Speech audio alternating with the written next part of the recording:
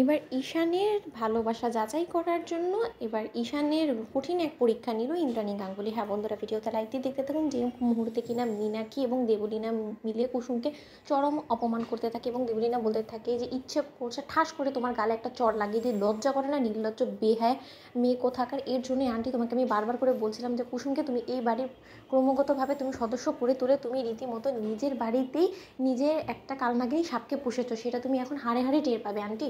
ঠিক সেই মুহূর্তেই যখন ইন্দ্রাণী গাঙ্গুলি হঠাৎ করেই সেখান থেকে চলে যায় এবং এই ইন্দ্রাণী গাঙ্গুলি অনুপস্থিতি দেখা মাত্রই যখন মীনাক্ষী বলতে থাকে যে কী ব্যাপারটা কী হলো, কিছুটা তো বুঝতে পারছি না, যেখানে কিনা দিদির এখানে দাঁড়িয়ে চরম ধোলাই করার কথা কুসুম এবং ঈশানের, সেখানে কিনা দিদি গায়েব হয়ে গেল। অন্যদিকে যখন ইন্দ্রাণী গাঙ্গুলি হাতে সিঁদুর কৌটো নিয়ে এসে হাজির হয় এবং কুসুমকে টেনে হিঁচড়ে যখন ঈশানের সামনে দাঁড় করা এবং বলতে থাকে যে ঈশান তুমি খুব করে তাও দাবি করছো যে তুমি নাকি কুসুমকে ভালোবাসো এবং তোমাদের এই সম্পর্ক নাকি অটুট, তাই তো?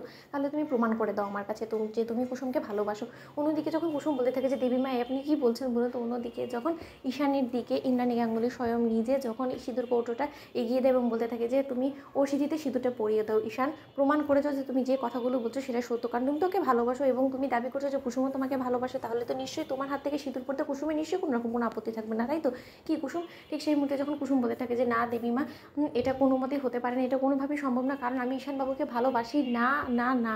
অন্যদিকে কথা বলা আমার আয়ুষ বলতে থাকে যে মা তুমি এরকম কেন করছো বলতো, কেন এরকম পাগলামোগুলো করছো? অন্যদিকে যখন ঈশান বলতে থাকে যে না, তোমাকে কোনো কিছু প্রমাণ দেওয়ার জন্য আমি নিশ্চয়ই কুসুমের সিঁথিতে সিঁদুর পরিয়ে দিতে পারি না, কারণ যখন কিনা ও এখন এই বিয়ের জন্য রাজি না, তাহলে আমি তোমাকে সব কিছু প্রমাণ দেওয়ার জন্য মা এটা করতে পারবো না। অন্যদিকে যখন এই কথা বলা মাত্রই যখন ঈশানের কাছে দেবলীনা বলতে থাকে যে কেন ঈশান, তুমি তো ভালোবাসো কুসুমকে তাই না, তাহলে কুসুমের স্মৃতিতে সিঁদুরটা পরিয়ে দাও, আজ থেকে কুসুমের সঙ্গে তোমার বৈবাহিক জীবন শুরু হয়ে যাবে তাহলে। অন্যদিকে যখন দেবলীনার প্রশ্নের উত্তর দিতে গিয়ে যখন ঈশান অবশেষে হাতে সিঁদুরটা নিয়ে নেয় এবং কুসুমের স্মৃতিতে পড়াতে নেয়, ঠিক সেই মুহূর্তে কুসুম ঈশানের হাত চেপে ধরে এবং বলতে থাকে যে অনেক সহ্য করছি ঈশান সাহেব, আপনি এই অন্যায় অবিচারগুলো আমার প্রতি থপে দিতে পারেন না।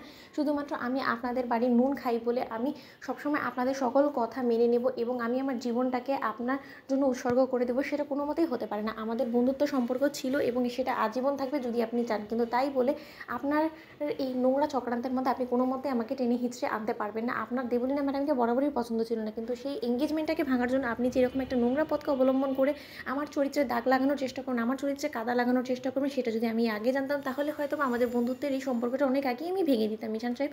কিন্তু দেবীমা, আমি আপনাকে আবারও একটা কথা বলছি, আমি কোনোদিনও ঈশান বাবুকে আমার জীবনসঙ্গী করার কথা কোনোদিনও মনেও আনিনি এবং আজ অবধি আমি ভাবিও নি এবং ভাববো না আগামীতে।